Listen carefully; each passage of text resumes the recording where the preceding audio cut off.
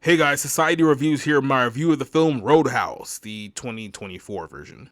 When it comes to making remakes that nobody asked for, Hollywood has become Michael Jordan in the 1997 season.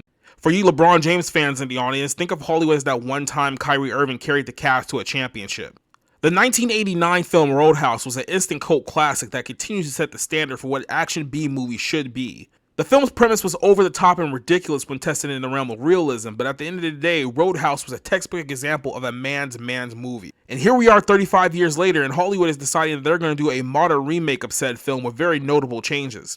One, instead of being set in small town USA, the film is located on the Florida Keys. Two, instead of the character of Dalton being a world famous bouncer, they turn him into a former UFC fighter. And third, instead of putting the film in movie theaters, the suits at Amazon decided to make it an Amazon Prime exclusive, upsetting quite a few people who assumed this movie was getting a theatrical release. When you're already causing multiple lawsuits and upsetting fans of the original before a film even sees the light of day, you're not off to a good start. However, fans of the original can safely say that the remake is a fun film, but that's pretty much all you can say about it. The 2024 reboot of Roadhouse begins with Dalton, played by Jake Gyllenhaal, who is a former UFC middleweight fighter who makes a living scamming fighters in the underground circuit. He is approached by a black woman named Frankie, who is the owner of an unruly roadhouse in the Florida Keys.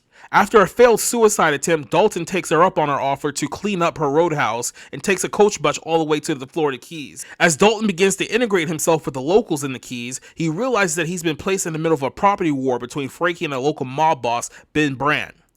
Brandt wants to take control of the roadhouse so he can knock it down and develop property in the area, but because Frankie refuses to leave, Brandt sends a group of thugs to terrorize the roadhouse until Dalton steps in the way of his plans.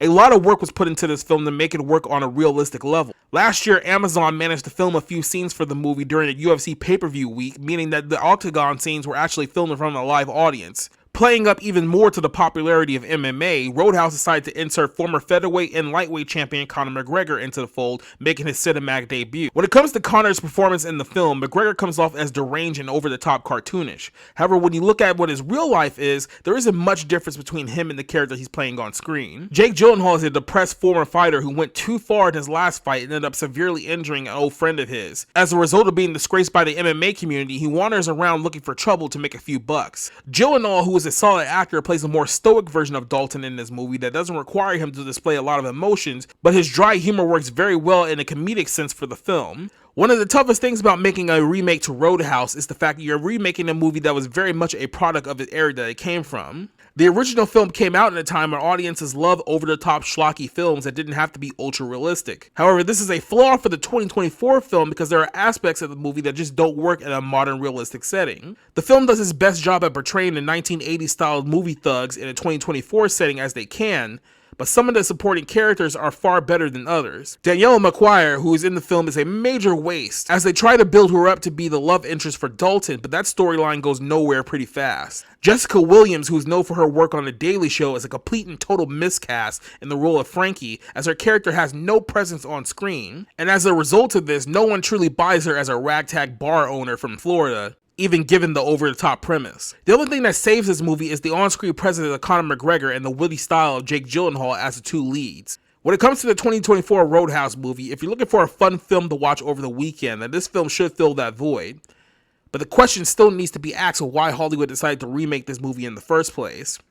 A film that is far better off as a standalone movie than a remake to an absolute classic of a film. 2024's Roadhouse is a textbook definition of good but not great. I give this film a 2.5 out of 5.